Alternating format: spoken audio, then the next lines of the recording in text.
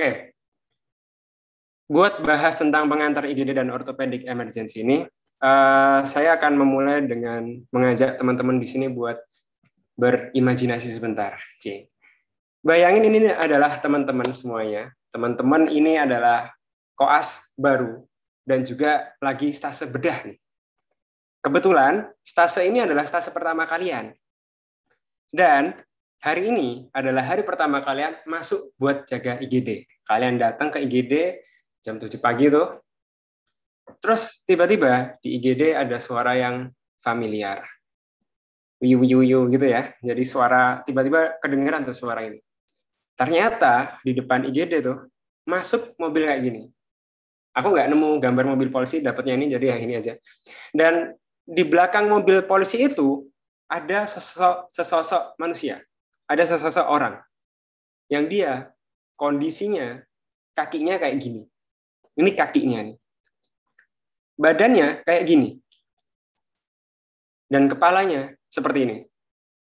Pertanyaan saya buat teman-teman yang hadir di sini adalah, what will you do? Apa yang kalian kira-kira lakukan? Ya udah dok, di anu aja, dimandiin jenazah. Jangan. Ini pasiennya kondisinya masih hidup. Apa yang kalian lakukan? Kalau misalkan teman-teman masih bingung, aduh, diapain ya? Takut salah nih, nggak apa-apa. Karena memang hari ini tujuan kita belajar, biar teman-teman nanti ketika di IGD tahu kalau misalkan ketemu pasien kayak gitu, apa sih yang harus dilakukan? Nah, itu goals-nya dari kelas hari ini. Oke, selamat datang di IGD. Ini adalah ruangan terbesar di rumah sakit karena dia gede. Ya. Ini jadi apa sih yang harus kita lakukan di IGD itu? Kita tuh harus ngapain? Nah, prinsipnya teman-teman, tak kenal maka tak dumjas. Jadi kalau misalkan kalian nggak kenal, otomatis kalian susah buat survive di IGD. Apa sih yang harus kita kenal dari IGD? Kita tuh harus tahu apa? Yang pertama, teman-teman kalau misalkan hari pertama nih ya di IGD, teman-teman harus tahu dulu denah IGD. Kedua, siapa aja yang ada di dalam IGD, apa saja yang akan teman-teman temui, pasien apa aja, baru nanti ketemu apa sih yang harus dilakukan di IGD. Kita masuk dulu ke denah di IGD. Jadi denah IGD itu kurang lebih kayak gini. Ini nggak semua IGD kayak gini, ini hanyalah contoh, cuman kurang lebih seperti inilah. Ya. Jadi biasanya di IGD itu di bagian depannya ini ada administrasi, ya kan. Jadi ketika ada pasien masuk gitu, mereka biasanya didaftarin di administrasi dulu, baru nanti masuk ke IGD. Dan di IGD itu juga akan ada ini farmasinya, yang warna hijau itu. Kelihatan nggak ya tulisanku? Semoga kelihatan ya. Emang tulisannya nggak jelek.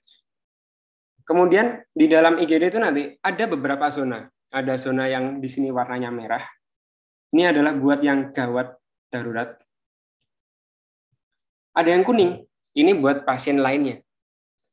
Ada juga yang warnanya biru. Biasanya buat isolasi. Tapi nggak semua IGD punya sih isolasi ini. Dan yang bulat ini biasanya adalah tempat dokter jaganya, tempat perawatnya, tempat kalian merenung menatapi nasib di situ. Dan juga yang ungu ini adalah tempat penyimpanan alatnya. Mas, kenapa sih kita harus tahu IGD Maps-nya kayak gimana? Karena gini, ketika kalian baru pertama nih, hari pertama masuk IGD, nggak mungkin dong dokternya langsung, Dek, tolong itu pasiennya dioperasi. Nggak mungkin kan ya? Pasti pertama kali kalian bakal diminta hal-hal yang sederhana. Dek, tolong ambilin selang infus. Dek, tolong ambilin obat ini. Dek, tolong ambilin ini, ambilin ini. Dek, tolong antar pasien ke sini, dan ke sini. Kalau teman-teman nggak tahu maps-nya IGD, ya kalian bakal kayak disable. Jadi di IGD bingung banget. Aku harus kemana nih? Aku kalau misalkan mau ambil obat kemana nih? Farmasinya nggak tahu yang mana nih. Akhirnya di situ kalian nggak bisa dapat kepercayaan buat diberi amanah lebih. Nah, makanya hari pertama, kalau bisa kalian pahamin tuh IGD itu mana ya. Jangan sampai kalian disuruh antar pasien ke radiologi dan kalian bawa ke kamar mandi. Itu kan sangat fatal kalau misalkan kita tahu maps-nya IGD. Jadi first thing first, tahu dulu lokasi kerja kalian, tempat kerja kalian tuh kayak gimana. Clear? Nggak semua IGD kayak gini, tapi kurang lebih di IGD itu ada maps-nya. Selanjutnya, siapa aja sih petugas yang akan kalian temuin di IGD? Di IGD tentu saja kalian bakal ketemu sama dokter dan PPDS. dokter jaga biasanya, dokter konsulen jarang banget ada di IGD kecuali dalam occasion tertentu saja. Dan pasti di semua IGD ada dokternya. Kalau nggak ada, mungkin kalian di rumah makan. Terus juga ada perawat, of course.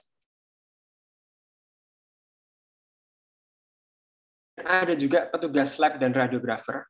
Nanti ketika kalian di IGD, mungkin ada suatu saat di mana kalian harus mengantarkan pasien buat foto ronsen dan juga ambil darah. Kalian harus kenal juga.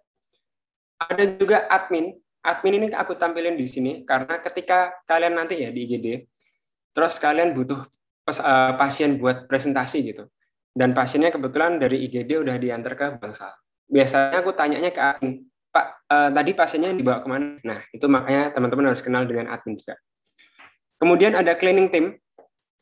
Jadi, kenapa kok di sini aku tampilin cleaning team juga? Karena nanti ketika teman-teman ngurusin pasien dan kebetulan pasien mungkin berdarah-darah atau muntah-muntah, kemudian datang pasien baru, biar pasien barunya nyaman, kita harus bersihin dong tempat kerjanya. Dan yang terakhir adalah petugas keamanan. Nah, kenapa petugas keamanan aku tampilin juga? Karena sebagai manusia yang berbadan kecil ya, aku pernah tuh waktu di fase jiwa di IGD-nya, ada pasien gaduh gelisah. Dia badannya sededi kobuser gitu. Kan nggak mungkin aku atasin sendiri.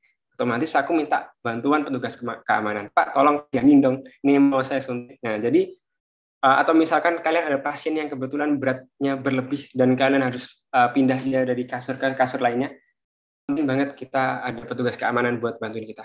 Jadi di IGD itu banyak yang akan kita temui dan itu sebagai tim. Setiap tim itu membantu satu sama lainnya, gitu ya. Jadi kita nggak kerja sendirian tuh, kita kerja sebagai tim. Terus di IGD apa saja, siapa aja pasien yang bakal kita obatin? Kita harus tahu bahwa IGD itu namanya adalah unit gawat darurat, adalah tempat gawat darurat. Jadi yang akan kita temuin tentu saja adalah kondisi-kondisi gawat atau di mana sebuah kondisi yang dia sifatnya mengancam nyawa, tapi tidak memerlukan penanganan segera. Contohnya apa? Kanker. Kanker itu kan mengancam nyawa banget. Bahkan bisa dibilang kanker sampai sekarang pun belum ada pengobatannya. Banyak yang meninggal gara-gara kanker. Tapi nggak semua kanker tuh stadiumnya dia perlu penanganan segera. Kayak gitu. Atau kayak pneumonia yang berat. Kadang pasiennya kondisinya masih stabil. Itu mengancam nyawa, tapi dia tidak memerlukan penanganan segera. Kayak gitu. Kalau misalkan ada gawat, berarti ada juga darurat. Kebalikannya, darurat ini dia butuh penanganan segera, tapi tidak selalu mengancam nyawa. Contohnya, fingertip injury. Ujung jarinya dia kepotong tuh. Kalau misalkan kita nggak segera tanganin, maka ujung jarinya ini bisa mengalami kematian. Dia jarinya pendek gitu. Nah, tapi nggak mengancam nyawa dong, karena cuma di ujung jempol gitu. Jadi inilah kondisi darurat. Dan selain itu juga ada kondisi gawat darurat yang mana gabungan dua-duanya. Misalkan dia fingertip injury, tapi juga mengalami trauma abdomen. Atau misalkan multiple fracture, yang mana tubuhnya semua patah semuanya. Itu juga gawat darurat, yang dia segera harus ditanganin, dan dia mengancam nyawa kondisinya. Tapi di IGD, kalian juga bisa nemuin pasien nggak gawat dan juga nggak darurat. Batuk, pilek, datang ke IGD. Cegukan doang, datang ke IGD. Dan ya nggak apa-apa, karena pasien kan nggak tahu kondisi dia tuh sebenarnya layak untuk dibawa ke IGD atau enggak. Ada juga yang datang diperiksa baik-baik aja, ternyata keluarga pasien. Karena memang yang menentukan status kegawatan itu adalah kita. Jadi yang nentuin, oh ini gawat nih, kita harus rawat di sini. Oh ini biasa aja gejalanya, kita pulangin aja. Besok kontrol ke poli. Nah itu yang menentukan kita, bukan pasien. Jadi pasien bebas datang ke IGD. Mereka nggak punya tanggung jawab untuk menentukan kondisi mereka. Kita yang berhak untuk menentukan status kegawatan mereka. Oke, kita udah tahu nih denahnya IGD, terus juga siapa aja yang ada di IGD dan pasiennya apa aja. Sekarang kita masuk ke apa sih yang harus kita lakukan di IGD. Yang pertama jelas adalah belajar. Ini memang kesannya klasik sih, cuman gini, konsepnya gini. Teman-teman nanti ketika koas ya, kalian akan berada di IGD, itu saja di IGD sebagai koas bedah, atau sebagai koas interna, atau jiwa, atau saraf.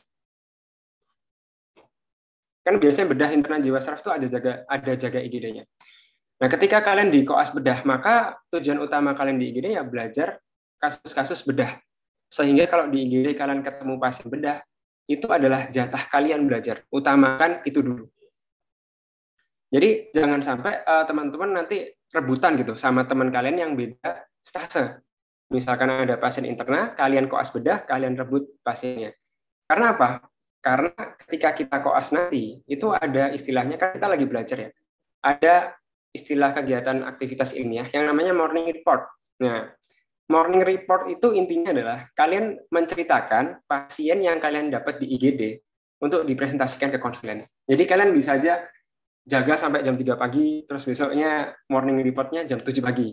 Nah, jadi itu adalah salah satu penghambat inhibitor tidur. Dan buat mengatasi hal ini adalah biasanya ini, kalau misalkan kita harus mempresentasikan pasien morning report gitu ya, itu prinsipnya kita harus punya teman gitu. Jadi pasien, itu nanti kita yang nyari pasiennya, terus nanti teman kita yang nggak jaga, itu kita suruh bikin PPT-nya. Jadi prinsipnya you can save the world alone. Selain itu kalian juga harus belajar menjadi tenaga kesehatan. Prinsipnya menjadi tenaga kesehatan di sini adalah kalian melayani pasien itu dari awal sampai akhir. Contohnya gini, datang orang ini ke IGD. Tenang aja teman-teman, nggak ada yang pernah datang dengan kondisi seganteng ini. Yang pertama harus kalian lakukan adalah, ini berdasarkan ATLS ya, itu pertama kalian harus melakukan yang namanya triase. Seperti yang kita ketahui, triase itu ada merah, kuning, hijau, dan juga hitam. Bukan di langit yang biru ya, tapi hitam. Jadi pasien datang, itu kita tentukan dulu, dia kondisinya gawat darurat kah, cuman gawat aja atau darurat aja, atau sebenarnya pasien ini nggak masalah, triasenya hijau. Terus gimana dong cara kita membedakannya? Aku dapat dari sebuah dari RS Gracia gitu, sebuah bagan, yang mana ini sangat aplikatif sekali untuk kita terapkan besok. Cara yang mudah kita melawan triase adalah kita dulu, pasiennya bisa jalan nggak? Bisa jalan sendiri nggak? Atau dia dibawa pakai bed, atau dia ternyata pakai kursi roda. Kalau misalkan dia bisa jalan, kemungkinan dia adalah kondisinya hijau triasenya. Kalau misalkan dia nggak bisa jalan, kita cek nafasnya gimana. Kalau nafasnya dia buruk, kemungkinan dia kuning, bisa merah, atau nafasnya udah nggak ada, bisa hitam. Cuman yang perlu teman-teman ketahui, yang namanya triase itu sifatnya sementara. Itu cuma kalian sekilas lihat aja. Ini pasiennya kayaknya masih oke. Ini pasiennya kayaknya udah nggak oke, kuning atau merah atau hitam. Karena triase itu nanti bisa berubah. Misalkan hijau ini, dia bisa jadi merah.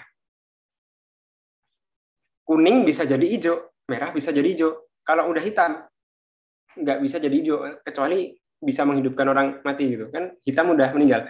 Jadi contohnya kayak kasus teman-teman pernah dengar lucid interval. Nah, dia EDH nih, datang ke IGD nggak ada masalah. Aku nggak apa-apa, tadi kepalanya cuma kebentur meja aja, nggak masalah. Dia jalan santai, tiba-tiba jatuh, penurunan kesadaran, pingsan, muntah-muntah.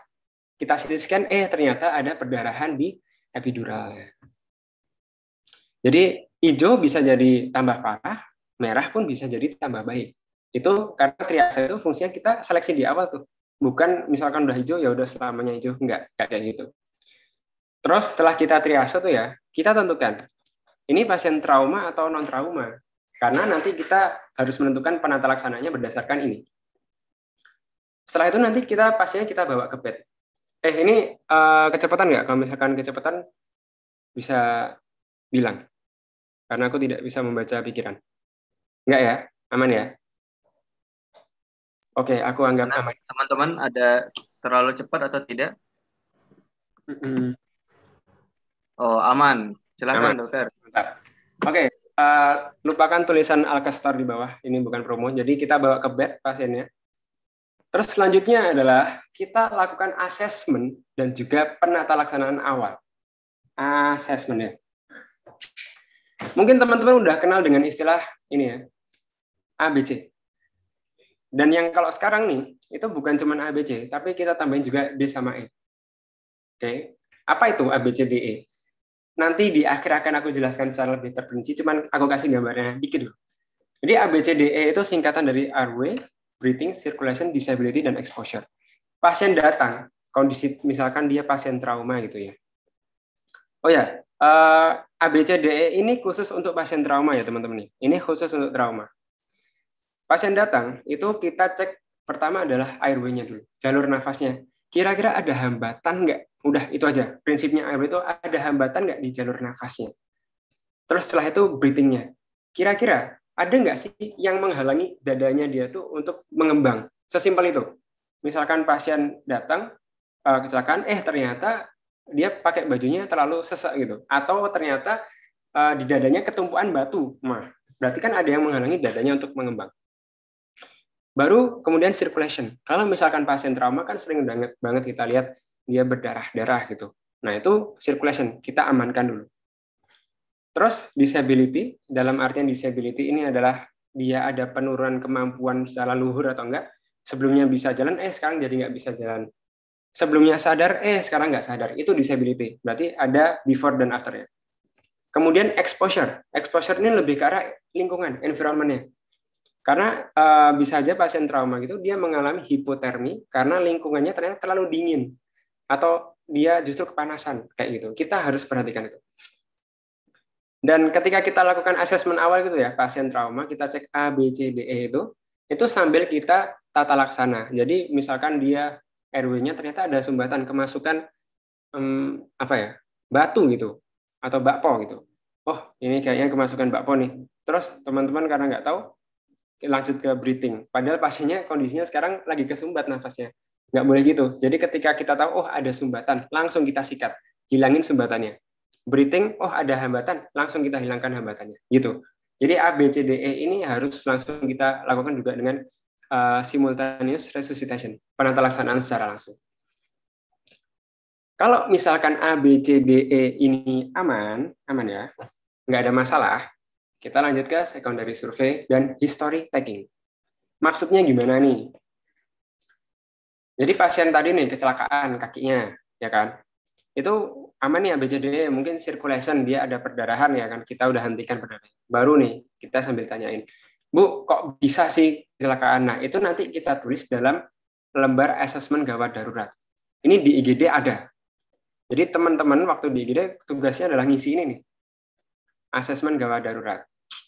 Ya kan? Pertama kita triase tadi. Nih, kita triase. Habis itu nanti kita isi, Bu, ceritanya tadi gimana sih kok bisa kecelakaan? Yang sebelah kiri nih ya. Oh, ceritanya gini. Terus habis itu nanti kita lakukan pemeriksaan fisik dan kita tulis di lembar ini juga. Setelah teman-teman lengkapin lembar pink ini, ya kan, nanti teman-teman konsul ke dokter jaga. Dok, nih ada pasien bagus nih dok, kondisinya kayak gini. Hasil saya periksa gini, ya kan. Kemungkinan dia diagnosisnya kayak gini. Nanti dokter jaganya bakal konsul ke konsulen kalau misalkan kasusnya kompleks. Tapi teman-teman ya, di IGD atau di rumah sakit itu, kadang ada dokter PBDS. Jadi ketika ada dokter PBDS, nanti yang konsul itu adalah kalian. Jadi kalian yang konsul secara langsung ke PBDS. Jadi PBDS itu kan perpanjangan tangan dari konsulen ya. Jadi kalau biasanya dokter jaga ke konsulen, kalau ada PBDS, kalian ke PBDS langsung. Pertanyaannya adalah gimana cara kita konsulnya? Nah, beruntung sekali zaman sekarang ada WhatsApp, karena dulu katanya zaman dulu kita kalau mau konsul pakai kantor pos gitu. Nggak tahu deh. Jadi yang kita harus konsulkan adalah swab, bukan sabun ya, swab. Apa itu swab? Swab itu adalah singkatan. S-nya stand for subject. Subjek itu adalah intinya adalah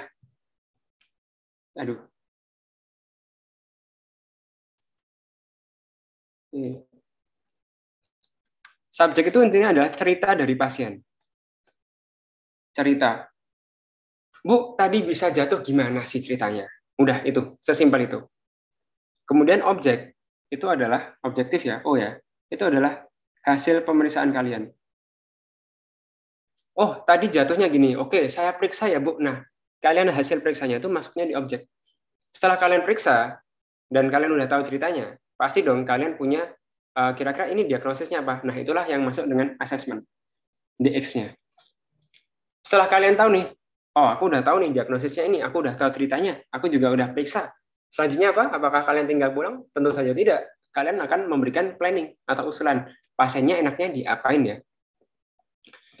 Maka ketika ada kasus kayak gini misalkan, nah ini teman-teman coba lihat ya, ini injury dengkul ya.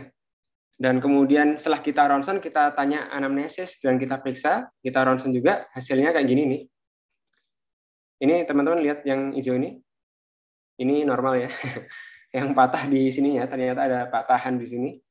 Maka nanti kita konsulkan ke PPDS, itu bentuknya kayak gini nih. Ini konsepnya WhatsApp. Jadi kalian teman-teman kalau jaga di IGD, kalian akan membuat tulisan yang sangat panjang gitu.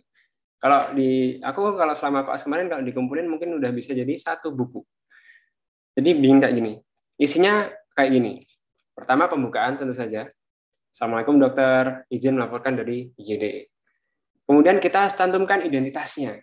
Nah ini penting banget karena di IGD itu kita biasanya nggak mungkin nanyain nama secara lengkap. Kita cuma nama sebutannya doang. Dan di IGD, orang itu biasanya punya nama yang mirip-mirip. Ada yang Pak Katiran, Kateran, Kateteran, Kantoran. Jadi kadang kalau misalkan kita salah ngisi identitas dan nanti tata laksana salah, jadi bisa jadi Pak Katiran, ada pasien Katiran dan Kateran, yang Kateran ini dia cuma sakitnya ceguan, yang Katiran ini dia patah, yang kita bidai yang Pak Kateran.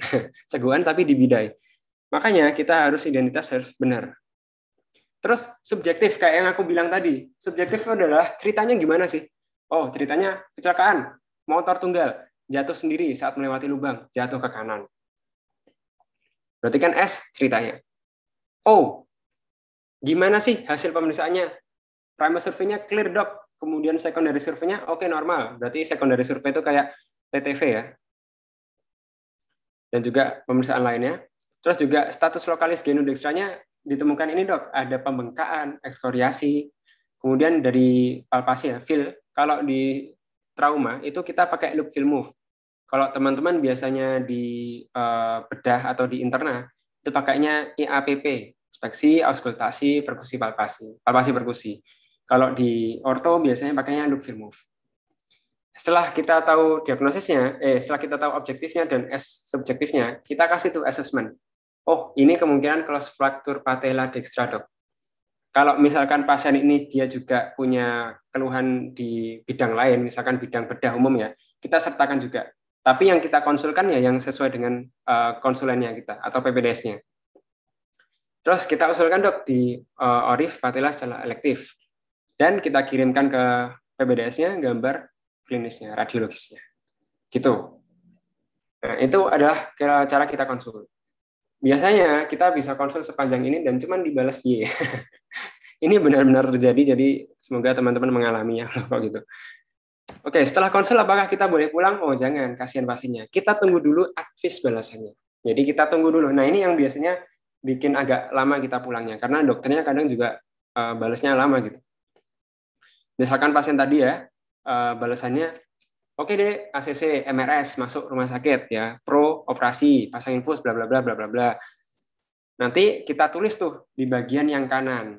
Nah, kalau tadi kan kiri itu kita nulis sama, yang kanan ini. Jadi ini advis dari DPJP. Kita tulis di situ. Yang bikin amazing kalau misalkan teman-teman jaga IGD adalah kadang kalian itu yang mentata laksana pasien dari awal sampai akhir. Mulai anamnesis sampai advis itu kadang kalian yang ngelakuin. Misalkan dek pasang bidai, dek pasang infus itu kalian yang ngelakuin. Jadi enaknya di IGD itu kadang gitu. Tapi bisa juga nggak enak kalau misalkan pasiennya full. Jadi ya enak dan nggak enak sih. Dan yang lebih enaknya lagi, misalkan pasien tadi tuh ya, aku rubah kondisi settingnya dia open fracture ya. Kalau open fracture itu kan kita harus cito operasi. Cito operasi. Nah, misalkan PPDS kasih advis, oke deh, operasi cito, siapin masukin antibiotik, siapin OK-nya, dan kalau misalkan kalian nggak capek, kalian ya latihan jadi PPDS, kalian boleh ikut operasi. Nah, ini teman-teman bisa lihat nih, yang ini, orang ini, itu bukan aku ya, aku cuman bagian motoin waktu ini. Karena ini waktu stase anestesi, jadi bukan bedah. Jadi teman-teman bisa naik operasi ke atas, atau ke IGD, ke ruang operasi. Cuman dengan syarat, dengan kondisi di IGD ada teman kalian yang jaga. Karena kan pasien bedah nggak cuma satu tuh. Kalau misalkan kalian ke ruang operasi, nanti yang di bawah, yang di IGD siapa gitu kan. Jadi pastikan dulu situasinya aman, teman kalian ada yang nge-backup. Terus ngapain lagi sih di IGD itu? Ya, kalian intinya adalah perbanyak tindakan. Karena tindakan ini yang nggak banyak kita dapatkan ketika kita preklinik. Dan tindakan itu benar berbeda secara teori. Kalian bisa aja lulus OSJ, tapi tetap, wah pokoknya kesusahan ketika kita melakukan tindakan medis. Pasang infus itu susah banget. Ngambil darah itu susah juga banget. Tapi kalau kita udah kulino, udah sering latihan, itu jadi gampang. Jadi tujuan kita koas itu belajar skill klinis ya. Dah, itu intinya. Ini tujuan kita koas. Belajar skill klinis. Karena di preklinis kita cuma belajar teori. Dan kerja di manekin itu beda sama di manusia secara langsung. Karena misalkan kita latihan hacking gitu ya, kalian nggak pernah kan ngerasain tiba-tiba hacking, tiba-tiba ditendang. Nah, itu adalah satu hal yang nanti akan kita temuin. Ditendang pasien ketika kita lagi jahit karena ternyata biusnya kurang kenceng. Nah, kayak gitu. Terus juga kalian bisa belajar meresepkan obat. Biasanya aku minta izin ke dokter jaganya, dokter, misi saya tuliskan resepnya gitu ya, apa dok resepnya. Nah, cuman yang perlu aku mention di sini ya, kalau ketika kita pas pandemi gini gimana? Ketika pandemi ini memang koas-koas tuh secara umum kasihan sih. Kalian bisa aja kalau di IGD itu kalian on call, atau kalian bahkan bisa dilarang ke IGD, atau kalian di IGD secara part-time, atau kalian ditempatkan di non-COVID gitu ya. Intinya adalah tergantung regulasi kampus. Nah, yang perlu aku ceritakan mungkin, apa sih Mas on call itu? On call itu adalah ketika kalian tuh LDR lah intinya. Jadi kalian nggak ada di IGD dan hanya dihubungin ketika kalian dibutuhkan. kok kasihan banget gitu ya. Jadi kalian cuma dihubungin misalkan kalau kalian staf sebedah itu ya, kalian cuma dihubungin ketika kalian ini ada kasus hacking gitu. Kalian baru ditelepon, "Dek, ada kasus hacking nih." Karena biasanya staf sebedah gitu ada tugas kita bikin video tata cara menjahit. Oleh karena itu kita kan susah tuh kalau misalkan nggak kayak gini, akhirnya on call. Dan jadi memang selama pandemi ini banyak susahnya sih koas kalian, tapi kayaknya ini sudah mulai diperbanyak lagi jatah kalian di IGD. Oke, tentang per IGD-an beres. Mungkin ada yang dibingungin. Sambil stretching juga. Ada yang mau ditanyakan dulu? Tenang aja, ini masih ada sekitar 70 slide lagi. Gimana teman-teman? Masih ada yang bingung nggak sih apa-apa aja tadi yang disampaikan oleh Dr. Felix? Nggak apa-apa, kalian Artinya, kalau bisa curious aja. Waduh, curious aja. ya harus curious ya. Aman ya? Ya, Aman. sepertinya belum ada dokter. Mungkin bisa dilanjutkan dokter. Oke. Wait, minum dulu ya. Oke, kita udah selesai nih, kelar bahas tentang per IGD-an. Kita bakal lanjut ke bahas salah satu kasus yang dia paling sering di emergency department. Dan kasus itu adalah orthopedic emergency. Orthopedic emergency itu ada banyak, guys. Dia ada mulai dari compartment syndrome, ada injury spinal, kemudian juga ada fat embolism syndrome. Tapi yang akan aku bahas di sini adalah open fracture dan juga initial treatment. Oke, kita mulai dengan case illustration. Ada perempuan usia 55 tahun datang dengan kondisi seperti ini karena dia di jalan keinget mantannya dan jatuh. Prak patah. Apa yang harus kita lakukan? Oke. Open fracture adalah sebuah kondisi di mana patah tulang itu terjadi komunikasi antara tulang yang patah itu dengan lingkungan luar. Secara sederhana ya, aku menjelaskannya gini. Tulang itu kan ada di dalam otot kita, ada di dalam tubuh kita ya, tulang itu ya. Ketika terjadi tulang itu dia merasakan indahnya dunia luar, dia merasakan kebebasan, itu namanya open fracture. Dia patah dan dia bebas. Jadi ketika ada ini, kuncinya adalah di komunikasi. Jadi karena gini, karena nggak semua open fracture itu kondisinya jelek kayak gini teman-teman. Ini kan kelihatan banget, oh ini jelas open fracture ya. Tapi ada juga open fracture itu yang dia bahkan lukanya itu kadang kita, ini nggak kayaknya bahkan nggak luka. Jadi lukanya dia cuman kecil banget bulat gitu. Nah, tapi konsepnya adalah ketika tulang itu dia merasakan dunia luar, itu maka kita sebut dia open fracture. Kayak gitu ya. Dan di open fracture ini, dia merupakan sebuah kegawatan yang sifatnya limb threatening, mengancam ekstremitas. Jadi nggak semua kegawatan di ortopedik itu dia life threatening, bahkan kebanyakan justru limb threatening. Biasanya pasien seperti ini dia tidak mengalami kematian kalau misalkan nggak parah gitu, tapi dia kadang bisa mengalami kecacatan. Nah, makanya itu emergensinya adalah di bidang itu. Tadi kan teman-teman udah saya jelasin tentang gawat dan darurat. Nah, kadang yang banyak tuh malah kasus-kasus yang dia darurat, kayak gitu, yang bisa bikin cacat gitu. Biasanya open fracture ini terjadi ketika dia ada high energy trauma. Ketabrak mobil lah, kereta, bis, atau ketabrak apa, ketabrak huluk. Jadi kalau misalkan kalian tanya pasien anamnesis, Bu, ini tadi ceritanya gimana? Oh, jatuh dari kasur. Biasanya dia bukan open fracture. Tapi kalau tadi jatuh dari kasur terus ketabrak kereta, itu berarti dia high energy trauma. Jadi biasanya gara-gara itu. Karena memang kerusakan yang terjadi kan sangat masif gitu ya. Nah, yang penting ketika teman-teman menemui kasus open fracture adalah teman-teman tahu bagaimana cara mengklasifikasinya. Nah, ini klasifikasinya dari open fracture. Biasanya kita mengklasifikasi berdasarkan Gustilo Anderson. Oke. Pada dasarnya ada 3 tipe. 3 ya. Tipe 1, 2, dan 3. Tipe 1 itu ketika luka kurang dari 1 cm. Nah, ini teman-teman yang aku bilang sebelumnya, bahwa nggak semua open fracture itu kondisi lukanya jelek. Bahkan luka kurang dari 1 cm itu dia bisa bikin udah bisa disebut open fracture. Gitu ya. Jadi nggak semuanya tuh kondisi lukanya jelek.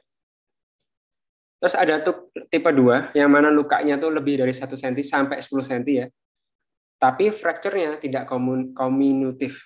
Dan ada tipe 3 di mana dia lukanya udah lebih dari 10 cm dan ada cedera soft tissue. Tipe 3 ini nanti dibagi lagi jadi A, B, C. Jadi secara total kalian harus hafal 5. 5 ya. 1, 2, 3A, 3B, sama 3C. Isi W untuk ngapalnya adalah, pokoknya, tipe 1 itu dia kurang 1 cm, tipe 3 lebih dari 10 cm, dan diantaranya pasti tipe 2. Itu pokoknya. Pokoknya tipe 3 itu pasti udah hancur, kondisinya udah jelek banget. Pokoknya gitu. Dan kalau 3A itu pokoknya lukanya itu masih bisa ditutup pakai kulit dia sendiri. Kalau 3B, dia pokoknya udah nggak bisa ditutup kulit. Dan 3C, itu ada cedera neurovaskular. Ini adalah metode pokoknya. Ini adalah cara gampang untuk ngapalin. Jadi gitu ya. 3A, pokoknya lukanya masih bisa ditutup kulit. 3B, pokoknya nggak bisa ditutup. Dan 3C, pokoknya dia ada cedera neurovaskularnya. Mari aku kasih contoh tipe 1. Nah, ini teman-teman kalau lihat, ini kayak nggak ada luka nih di sini. Ya kan? Tapi kita sebut dia open fracture. Karena meskipun dia lukanya kecil, tulang itu dia pernah ini ya, misalkan ini adalah paha kita dan ini adalah tulang ya. Jadi ketika fracture gitu ya,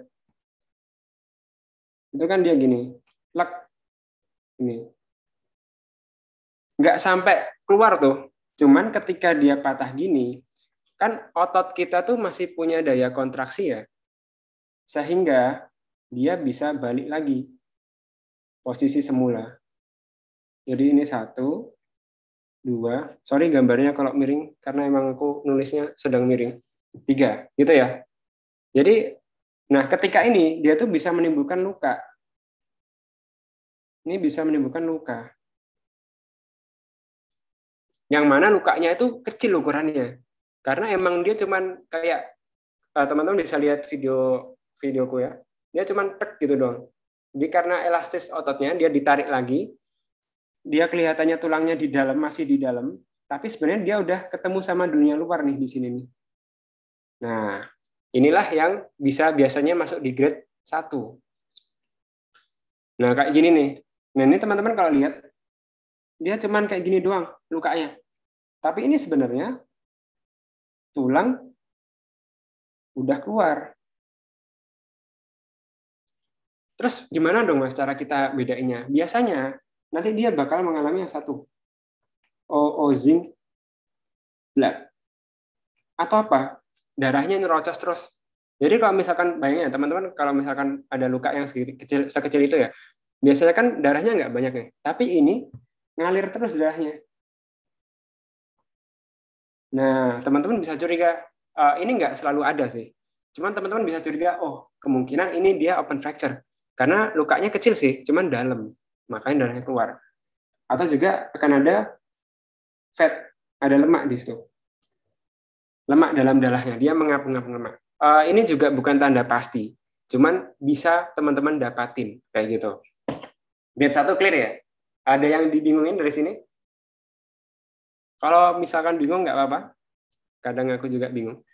Kita lanjut dulu ya, grade 2. Kalau grade 2 tadi ingat, pokoknya tipe 1 kurang dari 1 cm, tipe 3 pokoknya lebih dari 10 cm, maka grade 2 ini ada di antaranya. Nah, kalau teman-teman lihat ini kan lukanya udah mulai gede ya. Tapi dia frakturnya masih bukan kominutif. Ini cuman multiple fracture aja, ada yang transversal sama yang oblique. Ya, jadi masih aman nih, ini grade tipe 2. Kalau yang udah grade 3, pokoknya dia hancur. Bisa teman-teman lihat di sini, lukanya sebenarnya nggak terlalu gede sih, ya kan? Nggak gede. Nggak gede, tapi patahnya hancur nih. Udah terbentuk jadi segmental-segmental. Ini kita sebut dengan grade 3A. Nggak terlalu parah sih, cuman ya parah. Kalau 3B, itu lihat. Kalau misalkan 3B tadi kan pokoknya adalah kulitnya nggak bisa nutup nih. Kalau teman-teman coba ya, ini tarik kulitnya yang bawah sama yang atas, kita tarik gitu. Apakah mungkin untuk nutupin lukanya? Nggak mungkin. Karena apa? Karena kulitnya udah mungkin hilang di jalan waktu dia kecelakaan di aspal, mungkin kulitnya udah ngelupas di situ, di gloving di situ. Jadi nggak mungkin yang 3B kita tutup lagi karena udah terlalu gede. Itulah 3B. Sedangkan kalau 3C itu kita dapatin yang namanya neurovascular injury. Tandanya, nah, neurovascular injury gini, vaskular ya. Loh Mas, kalau misalkan kita ketemu fraktur ya, itu kan pasti pembuluh darahnya bakal kena. Buktinya ada perdarahan. Nah, yang dimaksud neurovascular injury adalah ketika dia sudah terkena arteri yang besar. Arteri yang besar. Misalkan kalau di paha femoralis, ya kan? Atau di kaki ini nanti berarti dorsalis badis, kayak gitu. Jadi dia udah kena arteri yang besar. Kalau misalkan udah kena arteri yang besar, itu bisa kita katakan dia neurovascular injury. Ciri-cirinya apa? Darahnya muncrat-muncrat. Karena arteri besar kan ya, dia lebih kencang.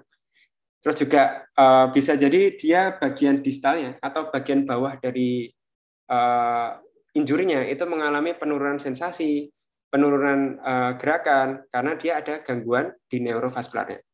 Jadi misalkan ini kronisnya yang kena, ya kalian harus periksa berarti di kakinya yang bawah ini. Nah, percuma kalau teman-teman, dok ini kayaknya aman semua. Yang kamu periksa mana dek? Tangannya. Kan yang luka kakinya. Jadi kita periksa yang bagian distalnya. Terus gimana prinsip tata laksananya? Yang pertama adalah kayak tadi, asesmen awal, kemudian ada pencegahan infeksi, manajemen luka, dan stabilisasi fraktur. Asesmen awal prinsipnya kayak tadi ABC.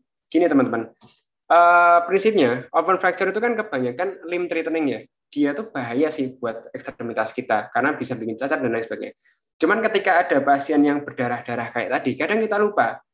Jangan-jangan pasien ini sebenarnya masalahnya bukan di kakinya yang patah itu. Masalahnya ternyata waktu kecelakaan kepalanya juga terbentung dan juga menyebabkan dia muncul darah atau dia ada fraktur maksilofasial sehingga ada sumbatan di jalan nafas. Nah, kadang kita tuh fokusnya ke yang gede-gede aja, tapi lupa bahwa yang utama itu adalah pertama ABC dulu, yaitu airway-nya dulu. Jadi meskipun teman-teman nanti dapat, ada patah yang mana darahnya muncrat-muncrat banyak banget, teman-teman harus tetap perhatikan airway-nya. Tetap, misalkan ada kakinya berdarah, teman-teman lihat ke atas. Gimana airway-nya? Karena kalau misalkan teman-teman baca ATLS, ada namanya trimodal of death. Hal yang paling sering membuat kematian itu adalah karena dia gagal nafas. Atau dia tidak mendapatkan adekuat pernafasan yang adekuat. Salah satunya dari airway ini. Jadi pertama adalah kita clearkan dulu. Bisa dengan headbed chain lift dan juga jaw thrust. Cuman sekarang yang dipakai jaw thrust. Dan juga tidak lupa ketika airway itu kita barengkan dengan C-spine control. Karena apa? Karena ketika ada pasien trauma, biasanya dia juga punya cedera pada cervical atau spine-nya juga. Jadi kita harus kasih dia C-spine control. Kayak gitu. Ini yang pertama A. Lanjut ke B. Nah, jadi ketika ada pasien kayak gitu tadi, kita cek juga pernafasannya, kita auskultasi, ventilasinya gimana, Terus pengembangan dadanya, kira-kira di dada ada luka atau enggak. Jangan-jangan dia ada fraktur, kemudian menimbulkan flail chest. Kan kita nggak tahu juga, karena kita terlalu fokus ke luka yang besar. Nah, makanya tetap periksa breathing-nya. Terus setelah itu baru kita masuk ke circulation. Kita cek nadinya, kita cek tekanan darahnya, saturasinya gimana. Dan jangan lupa kontrol hemorrhage. Ini penting banget. Karena pasien open fracture ya pasti bakalan banyak kalian temuin ada perdarahan yang masif. Caranya gimana? Kita lakukan bebat tekan. Sesimpel ini, bebat tekan. Ini adalah hal yang paling simpel yang bisa teman-teman lakukan yang dia bisa menyelamatkan nyawa. Jadi nanti tetap kita harus dia resusitasi, kita kasih fluid challenge, tapi yang pertama adalah kontrol hemorrhage. Kita bebat tekan dulu, hentikan perdarahan, sambil nanti dipasang IV line, kita ganti cairan yang hilang.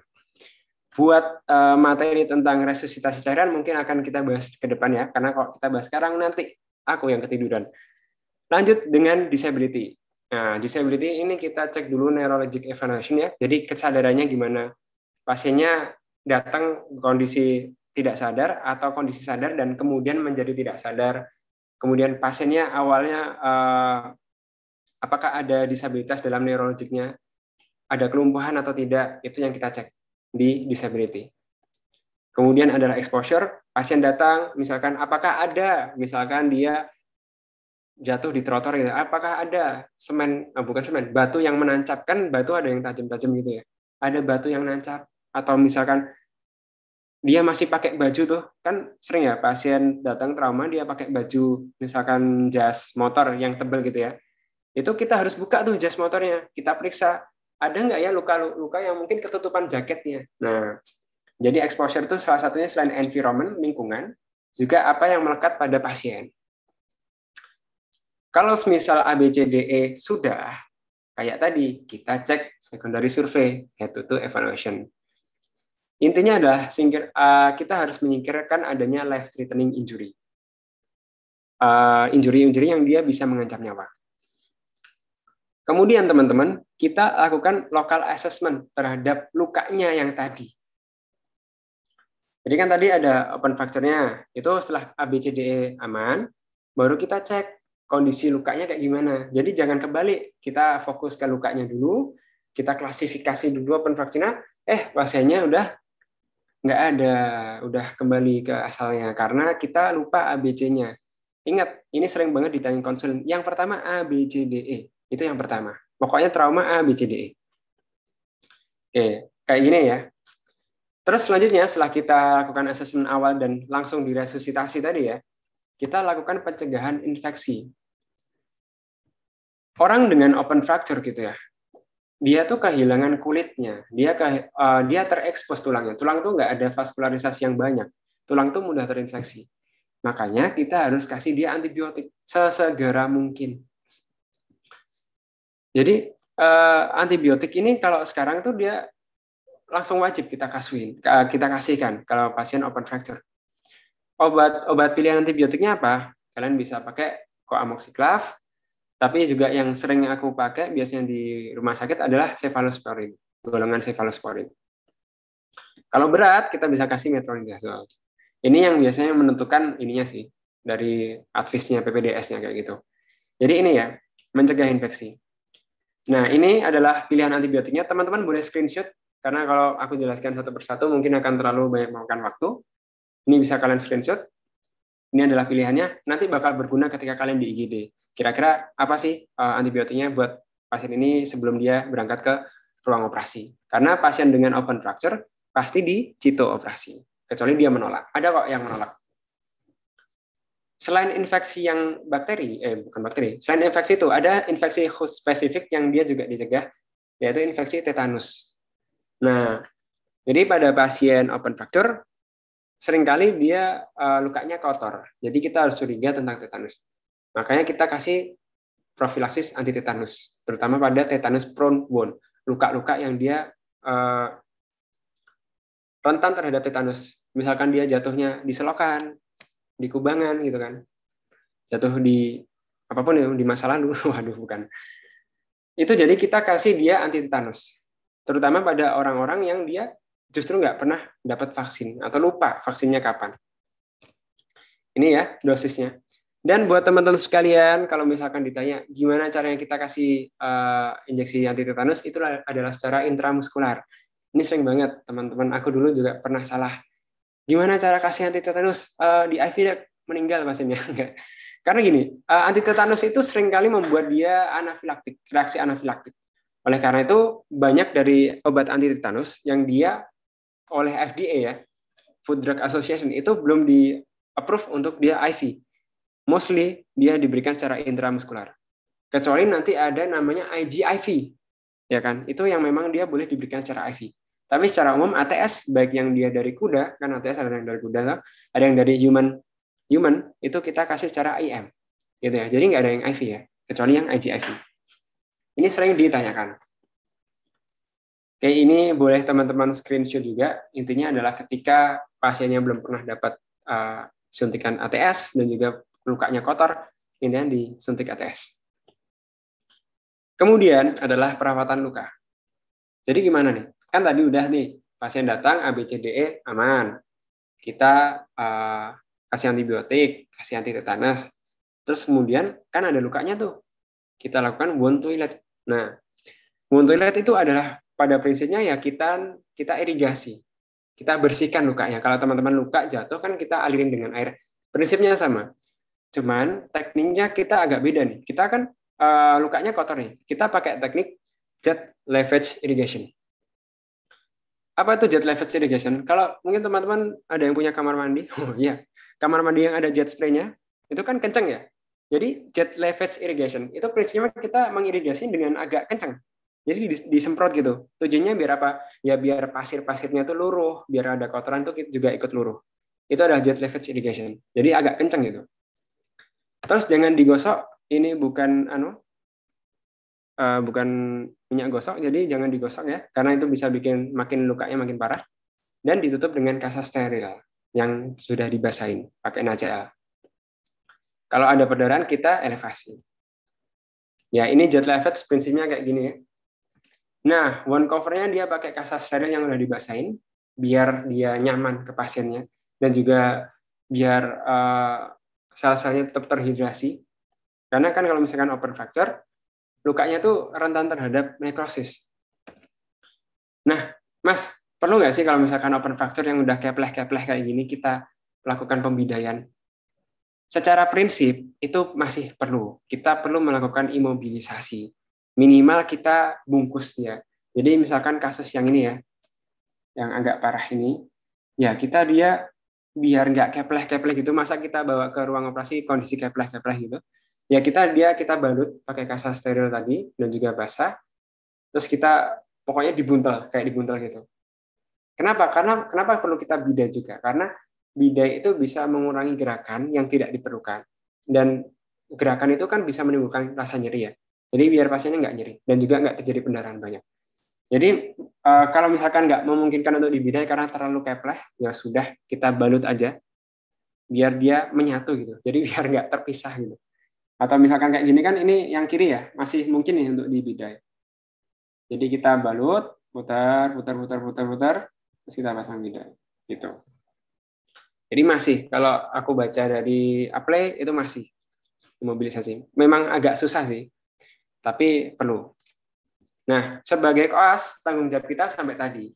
Tapi kalau misalkan udah air level, nanti ada tindakan lagi yang namanya debridement. Debridement ini pada prinsipnya adalah dia menghilangkan jaringan yang udah mati. Dibersihin secara lebih bersih lagi. Itu hanya bisa dilakukan di ruang operasi. Jadi ini prinsipnya steril. Nih, jadi nanti lukanya dilebarin, dan kita kasih fasiotomi gitu ya. Intinya adalah kita hilangkan jaringan yang mati. Tapi ini yang advance, level advance. Dan juga yang terpenting adalah stabilisasi fraktur. Nah, ini lebih advance lagi. Jadi semua open fracture itu pasti kita naik ke OK. Kalau misalkan dia sudah parah, kita external fixation. Kayak gini nih.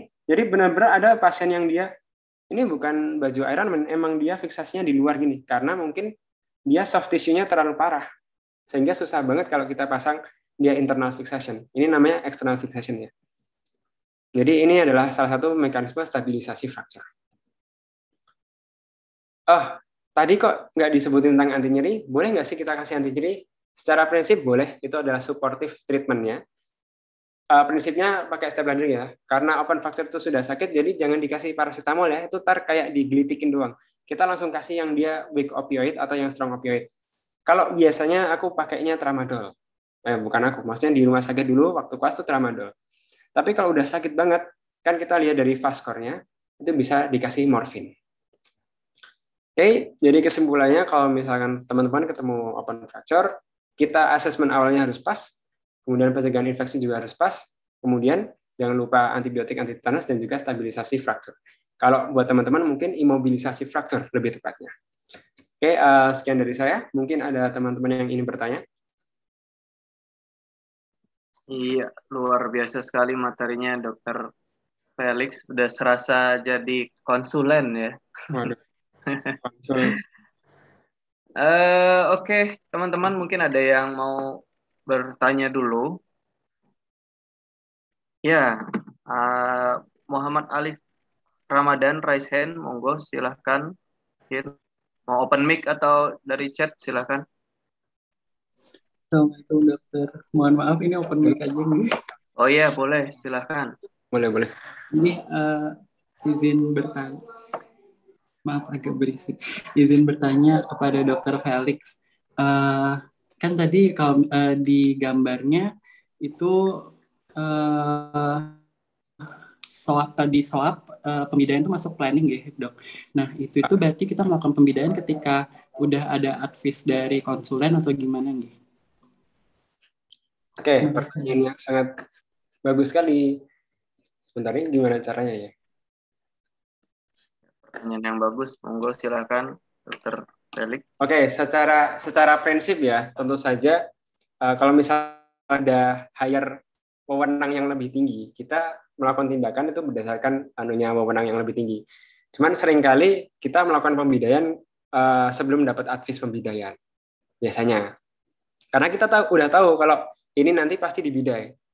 Nah, tapi secara prinsip ya kalau misalkan ada pasien fraktur itu kita boleh kok melakukan imobilisasi. Jadi bidai itu kan adalah upaya imobilisasi.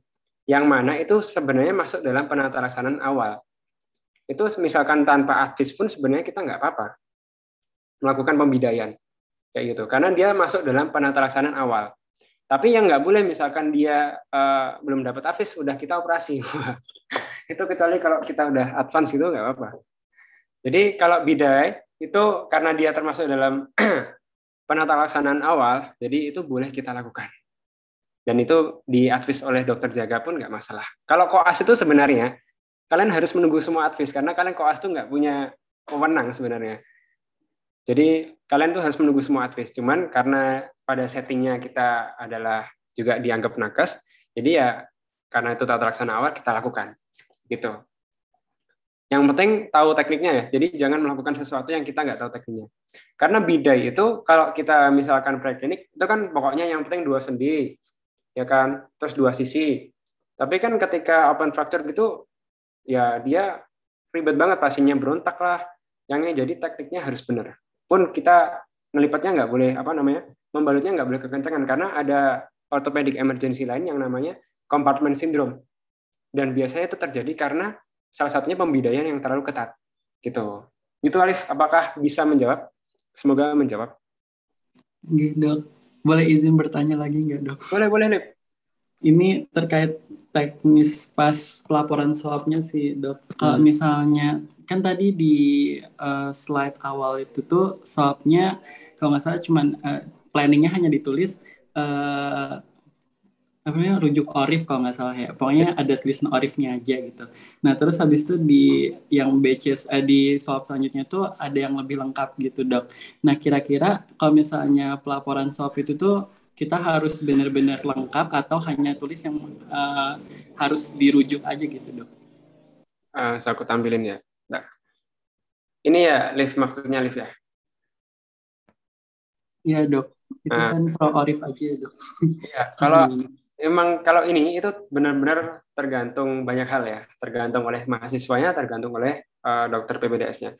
Idealnya harus lengkap. Kayak aku misalkan dulu, saya ingatku waktu aku stase bedah, aku ada juga misalkan Dok, ini usulnya pasang infus, masukin antibiotik, ya kan? Kayak tadi, kayak advice-nya dokternya. Jadi dokternya ibaratnya tinggal ACC. Jadi yang aku usulin tuh yang ini. Bentar.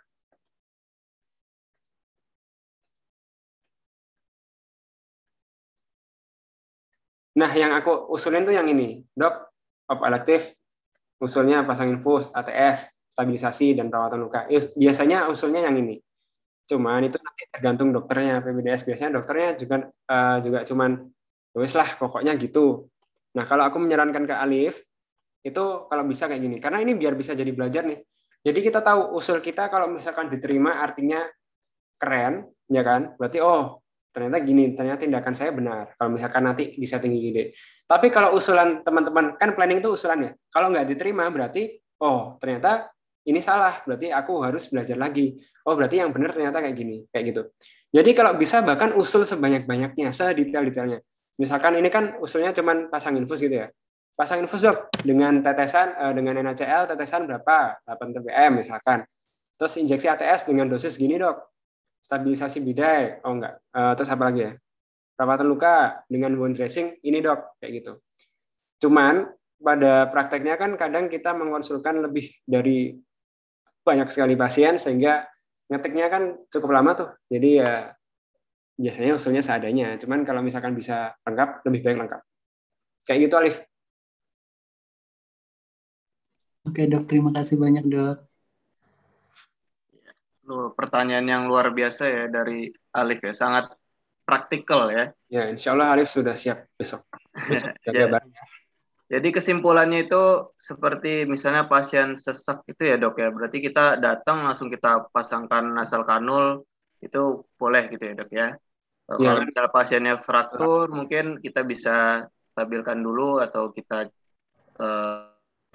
lakukan dulu penanganan awal gitu, seperti itu ya dokter ya. Yap. Iya. Kemudian tadi juga mungkin dari jawabannya dokter Felix, kita boleh sekali mengusulkan ya, sifatnya itu usulan berarti ya dok ya. Kalau misalnya memang di ACC itu kita bisa langsung melaporkan dengan dokter jaga ataupun perawat jaga yang ada di sana, atau kalau misalnya ada koreksi kita melaporkan beserta koreksinya. Begitu ya dokter ya? Betul. Mantap sekali. Mungkin ada yang bertanya lain? Ini kayaknya ada partisipannya, ada yang dari galaksi mana juga dokter? Nggak cuma di bumi dok. Ada yang galaksi J4. Mungkin udah berbagai galaksi ya ada di sini. Avenger kayaknya dia. Mungkin gimana, ada yang mau bertanya dari galaksi yang lain?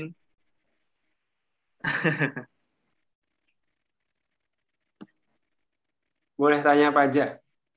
Iya, mungkin terkait dengan pasien datang itu saya tuh harus nunggu di mana dulu gitu, atau nanti ada yang periksa dulu, atau ada anak koas dari FK lain atau gimana, atau monggo silakan ditanyakan saja. Mumpung ada yang pernah pengalaman di IGD nih. Kalau saya tuh pengalaman di IGD tuh sedikit sekali ya. Benar-benar nggak tahu IGD. Monggo silakan.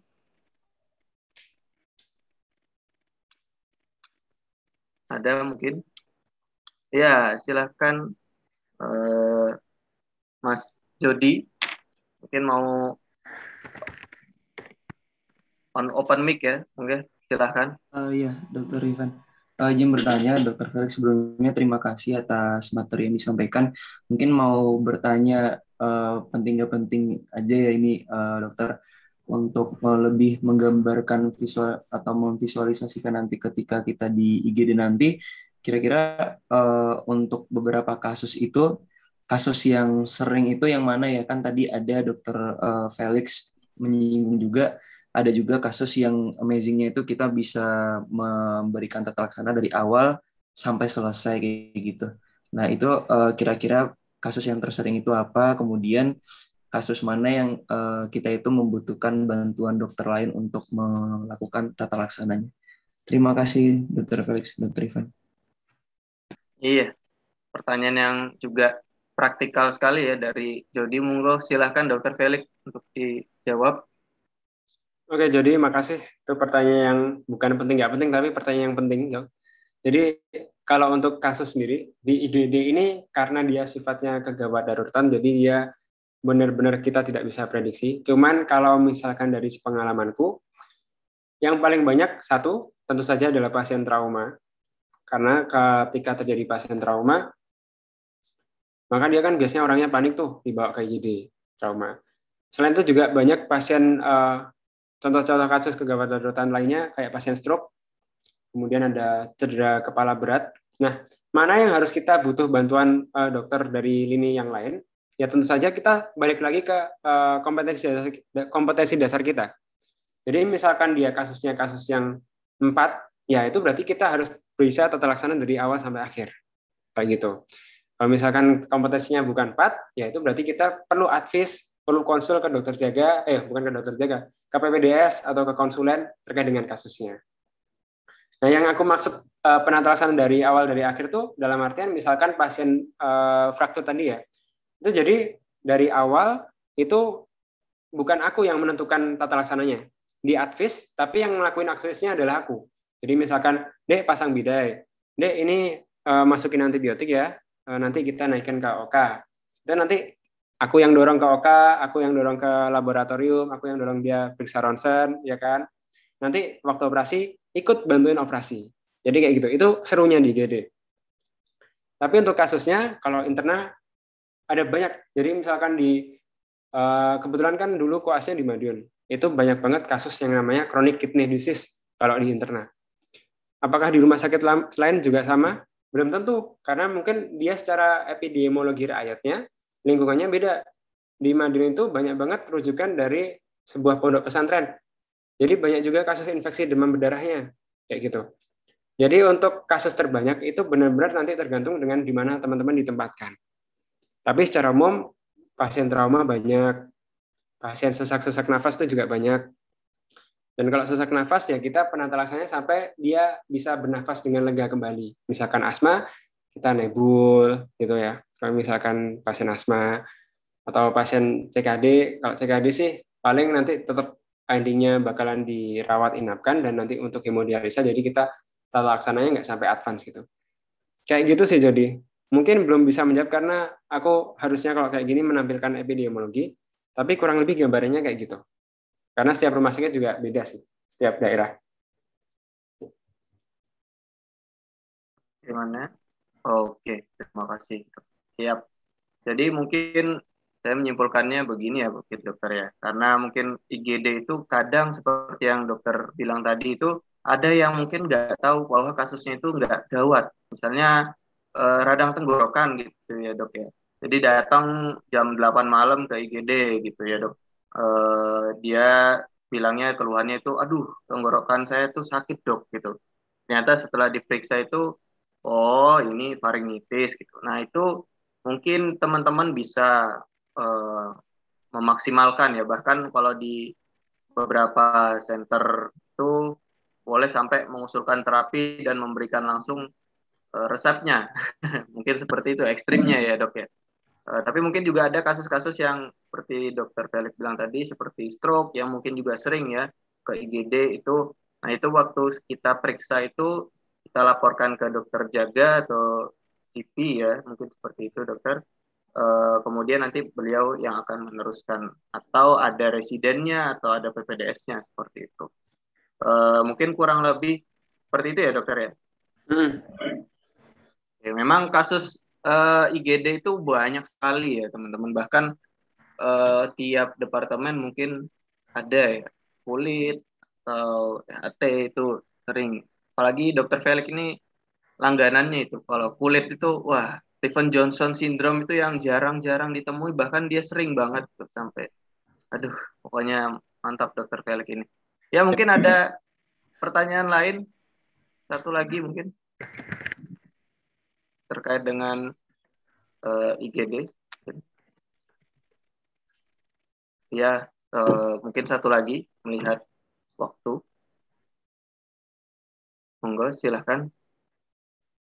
kira-kira ada unek-unek apa nih sebelum jaga IGD tuh, aduh kok aku masih ragu ya, ntar bedain yang patah atau cuman pura-pura patah gimana ya atau gimana gitu ya, Atau apa jarak saja ini. mungkin unek-uneknya teman-teman di IGD itu ngapain aja, bahkan di IGD mungkin bisa nonton bola ya dok ya, nonton final Liga Champion ya bisa gitu ya.